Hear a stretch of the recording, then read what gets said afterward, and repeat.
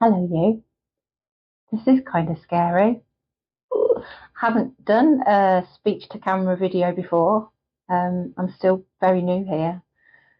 Uh, and yeah, trying new things is scary and learning new skills is hard, but that doesn't mean we shouldn't try. So I'm going to sit and have a chat with you if you'll allow me to. But don't worry, you haven't just got to look at my face. I've got a second camera. Over here, show you what I'm doing with my hands. I'm going to try and do some kind of split screen, something in the edit. I don't know, I'm still learning. We'll see. Anyway, that is flattering, isn't it? Right, so this afternoon I'm going to be making a Kinusaiga Art Quilt. Now, my guess is that you've probably heard of quilting, probably familiar. But I'd be willing to bet a quid that far fewer of you have heard of Kinusaiga. I will mention right from the get-go that this is not a tutorial. I have drawn inspiration from others who are far more talented than me at this. So I will be sure to create a nice little playlist of all of the YouTube videos that have been a source of inspiration for me recently. So yeah, I got into quilting probably about 3 years ago-ish. I fell down a bit of a YouTube rabbit hole and came across the lovely Kate at the Last Homely House and completely fell in love with her channel and was really, really inspired by her use of colour. So yeah, had a go at it. And I heard her mention in one of her videos that she was following a pattern from Missouri Star Quilt Company, who at that point, of course, I'd never heard of because quilting wasn't a thing that I did. So I popped over to Missouri Star Quilt Company YouTube channel and found a pattern, a design that I just absolutely fell in love with. Let me show you that actually. Oh, I moved a load of stuff out of the way. Tried to prepare. Apologies. So if you've been here before, you'll likely have seen this. I showed it in my first ever YouTube video, just flashed it on the screen. Yeah, it's not the first quilt I ever made. It's probably about the third, fourth, but I'd say it's the one I'm most proud of. Let me try and, I've backed myself into a proper little corner here. So what was I saying? Yeah, it's probably the one I'm most proud of so far. It's about double bed size. I can't show you it properly because that camera there is in my lap. But yeah, I loved making that, and I was so pleased because it, like I say, I was relatively new. About the third quilt I'd ever made. And I was so desperate not to spoil all the beautiful fabric I'd bought for it. But yeah, it turned out fine.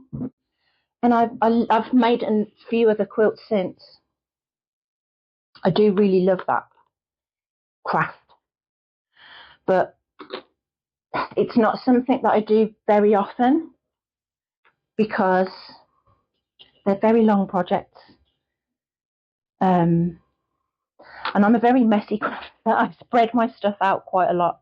I say that, I live in a very small house. There's only 2 rooms downstairs. So I work from home, and my desk is the kitchen table. And that's also my workspace for when I'm sewing and crafting. So if I'm going to make a quilt, or at least if I'm going to start a quilt, if I'm going to go through the process of cutting and preparing all the fabric, it needs to be when I've got a couple of days off work so that I can just pack all my work stuff away, clear the table, extend it, and have a bigger workspace. So I love quilting, but it's not something that's that I can enjoy that frequently, if that makes sense. Now, Kinusaiga, I hope I'm pronouncing that correctly. I'm so sorry if I'm completely butchering it. But that's something that I only came across about 6 months ago via Cookie Cool Crafts. I think that's the name of the channel. Again, I'll make sure I add that video to the playlist. And that's part of the reason that this isn't going to be a tutorial, because the person who presented that new skill to me did so much of a better job of teaching you how to do it than I ever could. But yeah, I was fascinated by it straight away. I thought, oh, I'd love to have a go at that. Let me show you my first ever attempt. I made this little mushroom. It was an experiment. It's not great, but I still enjoyed doing it. So after that, I made these. I picked up a few. I learned a few from a few of my mistakes. I'm getting really tongue-tied. So next I made these little cutie pies. Then I got a little bit more ambitious and did this little kitty cat with some wire whiskers. I like that one. I'm keeping that. That's a keeper. That lives on my windowsill on display. It's not perfect, but I like it. But it just struck me probably about 5-6 weeks ago. I really wanted to do some quilting because I love quilting. I love the simple, clean, geometrical lines and shapes, and I like the way you can be quite precise with it. I say you can. I can't, but it does require some precision, and I really like that about quilting. And so I thought, oh, could I use that same geometric shape type idea with Kinusaiga? And I created these. I'm going to show these on the second camera just to mix it up a bit. So yeah, and they have the best of both because they have the same appeal of a quilt in that they're the same texture. You can still see that it's handmade and imperfect, and a lot of time and precision has gone into it. But it requires a lot less space, and it is a lot less time consuming than regular quilting, Kinusaiga, that is. So yeah, I call these my little Kinusaiga art quilts. I'm going to be honest with you, the reason that I sewed buttons and sequins and stuff into the joins between the fabrics is because the fabric was starting to fray in the corners. So to try and disguise that, I used the buttons. I'm hoping what I'm going to do today, if I'm very careful, isn't going to fray. I don't want to sew buttons on this. I want to keep it as it is. Anyway, we'll give it a go. In my second video, towards the end, I posed a little bit of a choose your own adventure question. Because I've got a couple of ideas of projects that I wanted to show you. And I said that if you commented and said which one you wanted to see, that'd be the next long form video. I couldn't wait because I just wanted to do this today. I will still do either the oven glove or the Sharpie stained glass. I'll probably do both, to be honest. But I need to do this to be able to do one of those projects. You see why at the end. All will be revealed. Anyway, got my border done. This is where it really starts getting fiddly now. I'm a little bit terrified. No, it'll be fine. It'll be fine, Roz. It's all going to be okay. So what else have I been doing to help inspire me apart from watching YouTube videos? As always, been listening to a fair bit of music. So I've Made you another Spotify playlist. I've just been talking away to myself for about 20 minutes and I don't think it was recording. But what I was saying was, it's considerably later now. I think it's about 7:30, 8 o'clock. This is nearly done. There was something that I wanted to show you.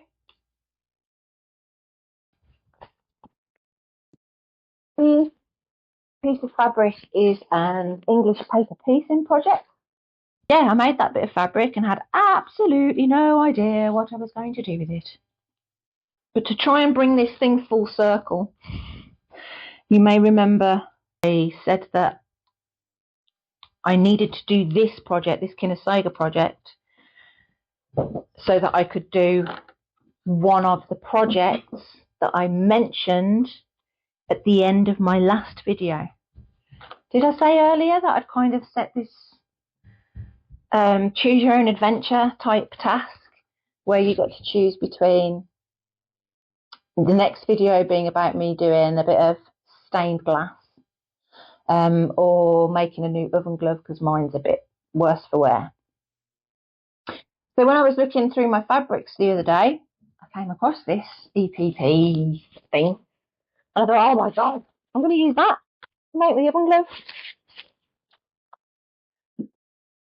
And yeah, this project, the way this relates to that last video, this is the little stained glass kind of sun catcher thing that I made quite recently. I don't remember when. It's stuck on my kitchen window just with a couple of sticky dots, which is a bit crude. But I've been experimenting since. This was a prototype, but I've been doing a little bit of experimenting since. So that if you choose to see me do a sun catcher next time, I'll have the piece of glass ready to go. It's all very purposeful. I try to make things fit together as best I can. I don't know if it works. Anyway, look, this is nearly finished. We're coming to the end of the project, which means we're coming to the end of the video. I'm so grateful to you if you've stuck around and watched to the end. Honestly, really, really grateful. I hope you've enjoyed it. I hope that it's helped you find a little bit of inspiration, introduce you to something that you might not have come across before.